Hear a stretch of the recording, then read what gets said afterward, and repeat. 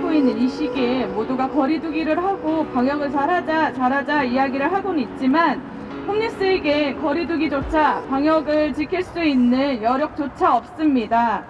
내일부터 동부시립병원이 감염병 정단병원으로 지정이 되면서 노숙인 의료급여에 따라 갈 수 있는 병원이 없어졌습니다. 지난 몇 개월간 국공립병원의 감염병 정단병원 지정으로 인해서 취약계층에 대한 의료공백에 대한 문제제기가 지속되었습니다. 홈리스들이 진료받을 수 없는 병원이 대다수다라는 것을 아마 많은 시민들이 모를 거라고 생각합니다. 저도 저희 병원이 홈리스들이 진료할 수 없는 병원이라는 것을 사실 몰랐습니다. 진료시설시행제 폐지하여 의료공백 해결하라! 해결하라! 모두에게 열린 병원, 홈리스에게도 개방하라! 개방하라! 코로나 확산세가 진정되지 않고 계속 500명 수준을 맴돌고 있고 위중증 환자들이 늘고 있는 상황에서 저희 역시 코로나 전담병원 지정을 해야 한다. 그것을 막을 이유는 없다라고 생각합니다. 하지만 전담병원 지정이 홈리스들의 의료 접근권 저해, 그것을 가로막는 상황, 얘기하지 않았던 그리고 의도하지 않았던 상황이 발생하고 있어서 여기에 대한 서울시의 시급한 대책이 필요하다. 대책을 마련해라 라는 요구를 전달하기 위해서 기자회견을 갖게 되었습니다. 네, 안녕하세요. 저는 동부시립병원에 고관절 인공관절을 수술을 하기 위해 입원을 해서 수술 치료를 받았습니다. 수술 치료를 받고 나서 입원 중 재활 치료를 해야 되는데 재활 치료를 다 마치지도 못하고 코로나 지정병원이 되는 바람에 갑자기 퇴원을 하게 되었습니다. 다른 분들도 마찬가지로 치료가 계속 필요한 상황에서 치료를 받지 못하고 다른 병원을 알아볼 방법도 없는 상황에서 무작정 퇴원을 하게 되어서 앞으로 치료를 하기가 되게 어려운 상황이 되었습니다. 이런 부분에서 서울시가 나서 주셔갖고 치료를 계속 받을 수 있게 병원을 좀 늘려주셨으면 하는 바람입니다. 노숙인 의료급여 수급자 이런 제도가 있다 한들 거리 홈리스들이 제대로 치료를 받지 못하는 게 진짜 현실입니다. 물론 전국에 2019년 기준에 428명이라고 하는 의료급여 수급자가 있긴 하지만 참 이것도 말도 안 되는 숫자인데 2015년에 한 908명 정도 됐던 숫자에서 절반 이하로 뚝 떨어진 숫자가 작년에 의료급여 수급자로 였다라는 걸 확인할 수 있었는데요. 그 중에서 420명이 서울에만 몰려있고 또 그 중에 4명만 딱 여자였더라고요. 이렇게 의료급여 수급자 의료급여 1종 노숙인 수급자가 있긴 하지만 이것도 참 아직도 갈 길이 멀다고 생각이 됩니다. 이렇게 노숙인 의료급여 수급 제도가 제대로 작동하지 않기 때문에 홈리스들이 제대로 된 치료를 받을 수 없는데 그 의료급여 수급의 공백을 메꾸기 위해서 서울시에서는 지자체 의료보호를 통해서 보호를 하고 있습니다. 하지만 이 역시 예산을 투여를 해야 되는 문제이기 때문에 타 지역에서 올라온 거리 홈리스들을 배척하는 빌미가 될 수 있다라고 우려가 되었었습니다. 그런데 실제로 지난 9월 말에 이렇게 우려했던 일들이 일어났었는데요.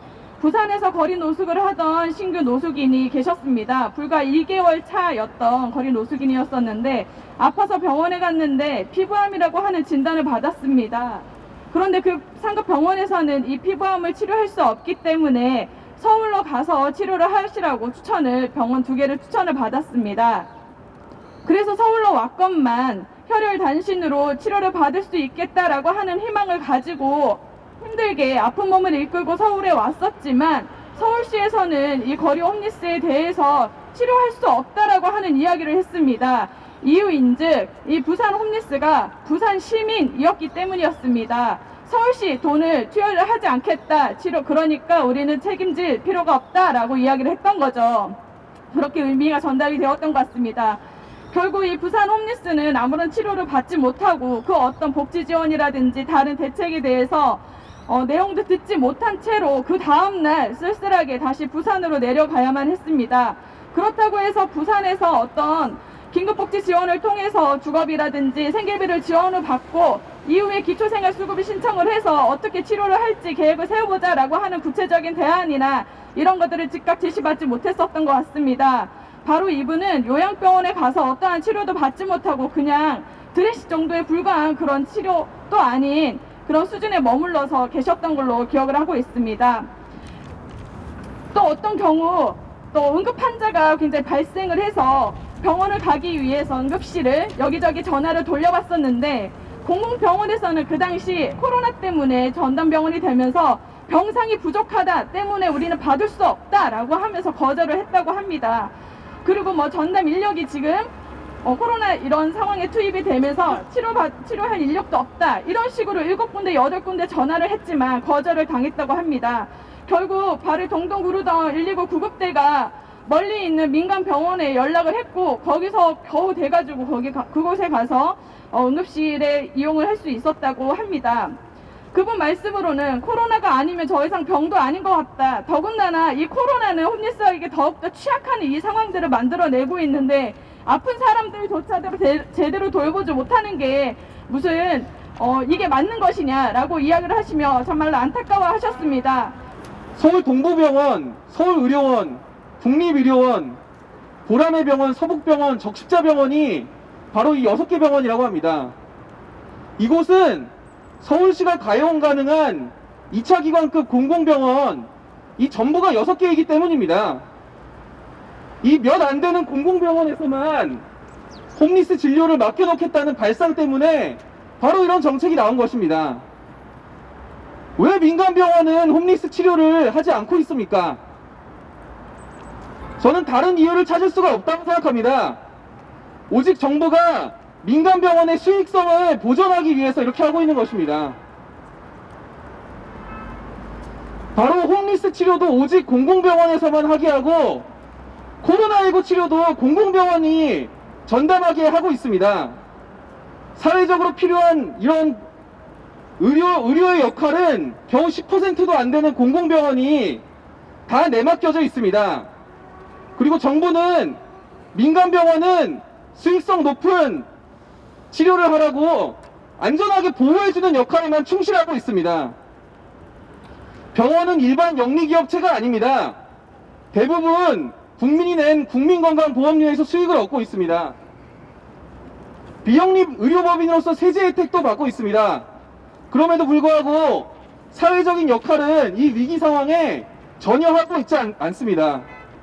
홈리스를 비롯한 사회적 약자들도 민간병원은 전혀 책임을 지지 않고 있습니다. 이런 것들도 제도적으로 민간병원이 감당하도록 만들어야 합니다. 그리고 지금의 위기 상황에서 공공병원을 코로나19 환자를 전담한다는 이유로 지금까지 환자들을 다 소개하고 취약계층 치료를 배제하는 것을 지금 즉시 중단해야 됩니다. 민간병원을 적극 활용함으로써 공공병원의 치료 연속성을 보장해야 됩니다. 노숙인 진료시설 지정제도는 반헌법적이고 위법한 제도로서 다음과 같은 문제점이 있습니다. 첫째, 다른 의료급여에서는 의료급여기관을 지정하는 제한이 없습니다. 오직 홈리스 집단만 의료급여기관을 특정 진료시설로 지정한 병원만 사용할 수 있도록 하고 있습니다. 이는 헌법 제11조에서 규정하고 있는 평등권을 침해하는 합리적인 이유가 없는 차별입니다. 두 번째, 노숙인 의료급여를 중대하게 제한하는 노숙인 진료시설 지정제도는 법률로 규정되어 있지 않습니다. 이는 보건복지부령인 의료급여법 시행규칙으로 제한하고 있는데 이는 헌법의 법률위법 원칙과 위임입법의 한계를 벗어난 위법하고 위헌적인 제도입니다. 세 번째, 노숙인 진료시설 지정제도는 노숙인 복지법을 제정하기 10년 전에 노숙인 의료지원 제도를 아무런 문제의식 없이 답습한 정책입니다. 현행 의료급여제도 체계와 부합하지 않는 차별적인 정책입니다. 노숙인 복지법 제12조에는 국가와 지방자치단체는 국공립병원, 보건소, 민간의료기관을 노숙인 진료시설로 지정할 수 있다고 하고 있습니다. 하지만 이 규정은 노숙인 의료 접근권을 보장하라는 의미로 해석해야지 현행처럼 노숙인 의료 급여기관을 제한하는 근거조항으로 삼을 수는 없습니다. 감염병이 확산되는 공중보건적인 위기 상황에서 주거가 없는 홈리스들은 더욱 위험에 처하기 쉽습니다. 그런데 현행 노숙인 진료시설 지정제도로 인해서 그 위험이 더욱 증폭되고 있습니다. 정부와 서울시는 이런 의료공백 사태를 당장 해결해야 할 헌법적 의무가 있습니다. 전 국민적 재난 상황에서 국가가 보호해야 할 대상에는 홈리스도 예외일 수는 없습니다. 이에 우리는 정부와 서울시에 다음과 같이 요구합니다. 서울시는 지금 당장 노숙인들이 이용할 수 있는 노숙인 진료시설을 지정을 확대해야 합니다. 보건복지부는 의료급여법 시행규칙에서 노숙인 의료급여기간을 제한하고 있는 노숙인 진료시설 지정제도를 폐지해야 합니다. 그리고 정부는 감염병 정단병원으로 지정에 따른 모든 취약계층이 겪고 있는 의료공백에 대한 대책을 마련해야 합니다. 서울시는 최근 수도권을 중심으로 다수의 확진자 발생으로 추가적인 병상 확보를 통해 코로나19 대응을 하고자 감염병 전담병원 병상을 확대하여 운영하게 되었다고 밝혔다. 서울시의 언급과 같이 전담병원 추가 지정은 확대 일로의 확진자 발생 상황상 불가피한 선택이라 할 것이다. 그러나 시립 동부병원의 감염병 전담병원 지정은 거리와 시설 등지에서 살아가는 홈리스들에게 의료공백이라는 의도치 않은 문제를 낳고 있다. 진로 공백의 원인 제공은 복지부에 있다. 복지부는 노숙인 복지법 시행 규칙을 통해 노숙인 등이 특정 의료기관만을 이용하도록 하는 노숙인 진료시설 지정 제도를 강제하여 차별과 치료받을 권리를 축소를 제도로서 구축하였다. 이는 노숙인 등과 마찬가지로 의료급여법상 타법에 의한 의료급여 수급자인 이재민, 세터민 등 그 어느 집단에도 시도된 바 없는 복지의 탈을 쓴 차별이다. 누군가의 질병을 고치기 위해 누군가는 치료를 포기하는 현실은 결코 정의롭지 않다.